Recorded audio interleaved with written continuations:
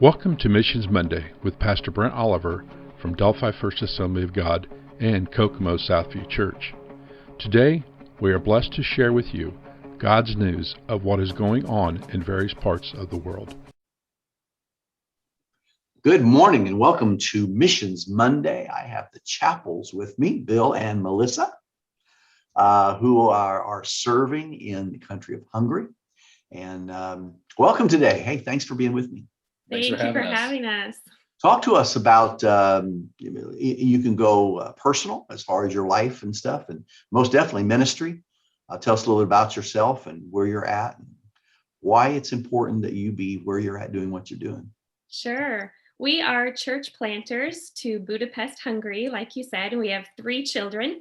We actually spent our last term in Ireland on the western side in the city of Galway, beautiful over there. And we partnered with a local church there to create capacity so that then we could plant a church out of that church, which is what we did. So last February of 2020, we launched a church in the city of Tuam, Ireland, and that city had no life-giving church there. So that was very exciting to be able to plant that church. Truly, if you want to impact a nation, change a city, transform lives, it's absolutely through the church. You talk about that. Okay, in America, how many people know anything about Ireland as far Right. as the spiritual condition or the cultural condition and or Hungary where you're heading? Yeah. Talk to us just a minute about that, will you? Yeah. So, I think a lot of people think that Europe is just like America or like Midwest America, especially. And the reality is Europe is the only continent on the face of the earth where Christianity is dying. So yesterday there was more Christians in Europe than there is today, and so on and so forth. So, we really feel like, we absolutely need missionaries in India and Indonesia, Africa, all those places, where there's unreached people groups. But I think the thing we need to not forget is in the midst of all that, is not forget Europe. And I think because, there's been so many revivals and there's still huge cathedrals and all that in Europe.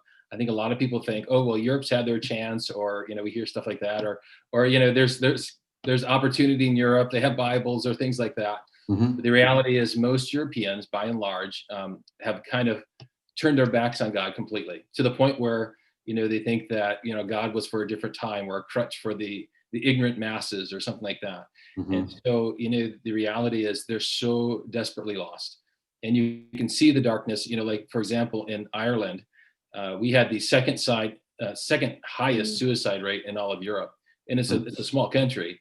And it's just because the darkness is so prevalent, because the principalities, the powers, the rulers of darkness are so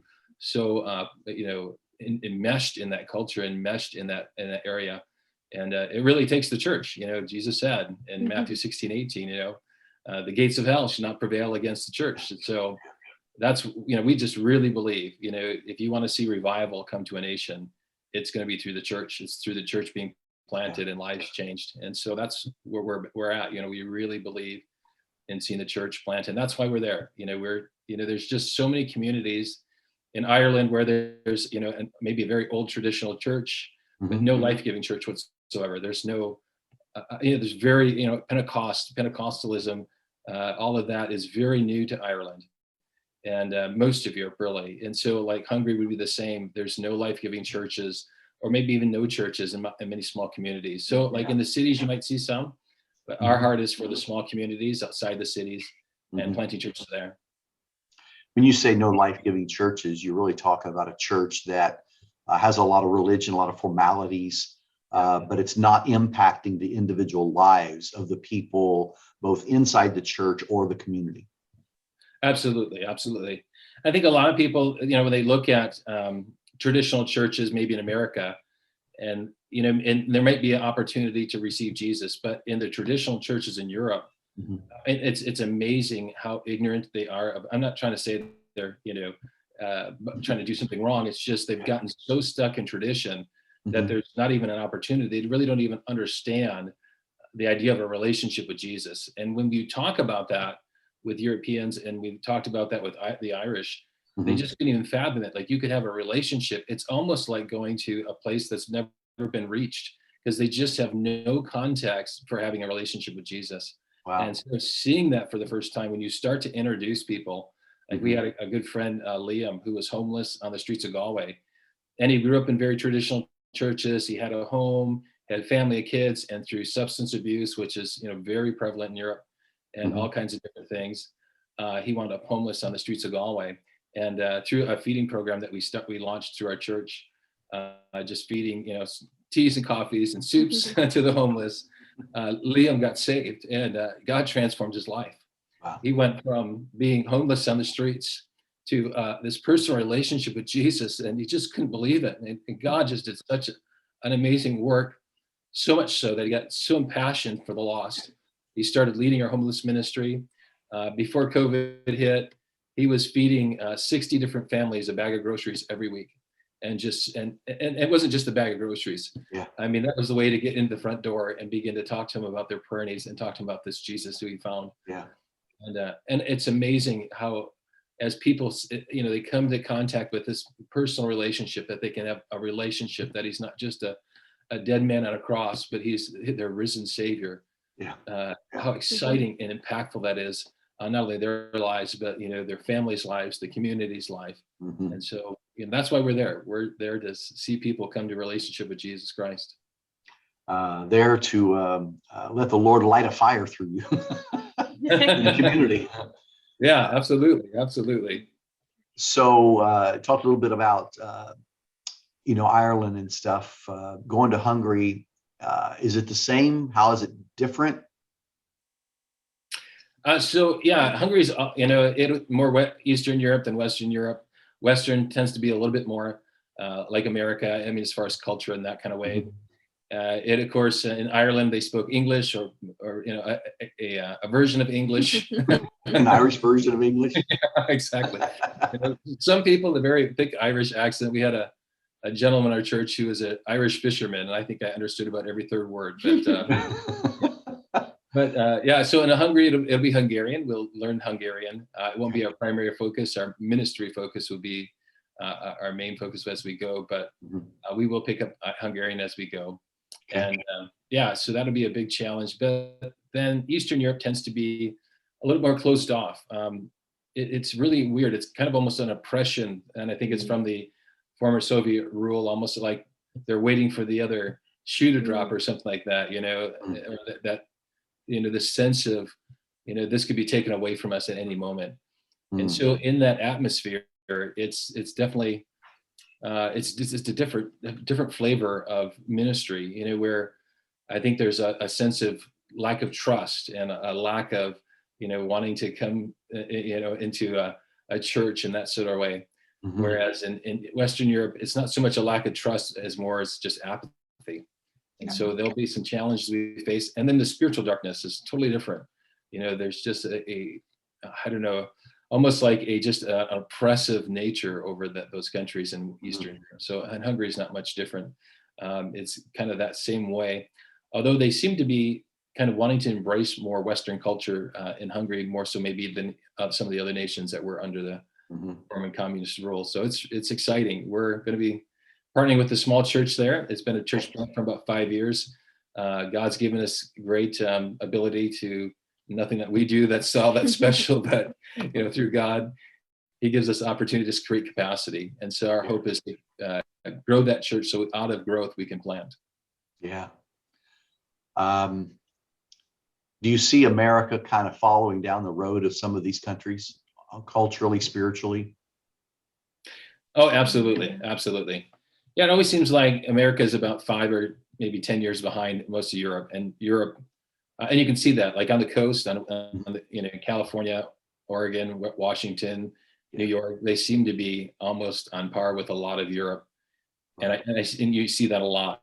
It's amazing because we have family out in Washington State, and when you see the lack of Christianity there and how the apathy, it's really just this apathetic, almost like we've grown beyond God. And you see that in Europe. That's really where they're at. They're just, we don't need God anymore. They don't even think about it. That's the crazy thing.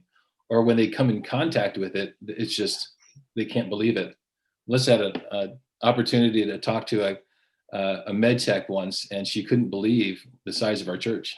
Yeah, I told this lady, she asked what we were doing here in Ireland. So I told her we were working with Discovery Church there in Galway. And she's like, oh, how big is your church? And we said, oh, about 300. And she thought that 300 included like the whole area, like the whole county or the region. I said, no, that's just in Galway City. And she couldn't even imagine that there were 300 people that came to church. So Yeah. yeah.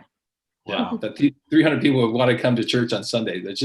And that's how crazy it is. I mean, people just don't, they're like, why would you do that? Why would you yeah. Unless you're going to go see a hurling match or, something, why would you ever gather that many people to worship God? That just is so beyond her realm of thought. Wow. Well, so many places with so much need. Yeah. Absolutely appreciate what you guys are doing, and thankful to be able to talk with you about it. Anything else you'd like to share with anyone before we finish it up today? Well, we just really thank you for your partnership and your prayers, especially for our children. They've been through all kinds of transitions, of course, and here'll be another transition into Hungary. So we just covet your prayers and just thank you so much for them. Melissa, anything? That would be it. Really continue to pray for our kids, like you said. I would say that our kids were instrumental in ministry in Ireland. There's testimony after testimony of how they were used in the country there on things we didn't even expect. And I know it's because our last itineration, we asked people pray for our kids, and churches prayed, congregations prayed for our children, and God used them in mighty ways. So it's exciting. You guys feel as if while you need financial support to do what you do, prayer support is every bit, if not more vital than that, isn't it? Yeah. Yes, it is. Absolutely. It's sustained us. Yeah. The spiritual battles that you face, would you say they're even more than in the United States, or in a different way? I would say definitely, just because of the darkness there and because of the work that we're doing. I think, we've experienced this in our own lives where the enemy has tried physically to stop us from going to the field, and we've had to overcome that. And it's been a spiritual battle. And so we know that the attacks come, and that's where we just press in harder and ask our prayer partners to support. So I would say so, definitely. Yeah. Even planting our church, they wouldn't let us have it on a Sunday morning. So the local religious leadership said, you won't have it on a Sunday morning. So we wound up having it Saturday night. And I think it was just one more thing of the enemy trying to, destroy it. Yeah, it's crazy. But it was amazing. We were hoping for 40 or 50, maybe 60 people, and 122 people came out on a Saturday. Wow. Just so lost. And I think they're just looking for hope. And finally, some light had come to the community. And it's nothing special we did. It was all God. And we were just giving him all the glory, because it was just blew our mind when the place filled up. We're like, oh my goodness, how is this possible on a Saturday night? Yeah. Well, we've seen over and over, when God is in something, doors open and things happen. And you get up and look at yourself in the mirror and go, man. Yeah. I look at myself and go, I'm pretty limited in what I can accomplish, but it's amazing what God does. Yeah. When someone just says, yes, I'll go. Yes, I'll be a part. Yes, I'll step up. Yes, I'll step out, Yeah, yes. absolutely. Absolutely. Well, thanks, guys. Appreciate your time today. Thank you. Appreciate you with us. May the Lord bless you in ministry. And we'll definitely get this so where people can watch and be blessed. Thank you. Thank you. Thanks for being with me today. This has been brought to you by Delphi First Assembly of God and Kokomo Southview Church. To contact us or send us your prayer request, testimony of answered prayer, or Bible questions, please see the information on the screen. May God's salvation through Jesus Christ overflow into your life with His joy. God bless until we see you again.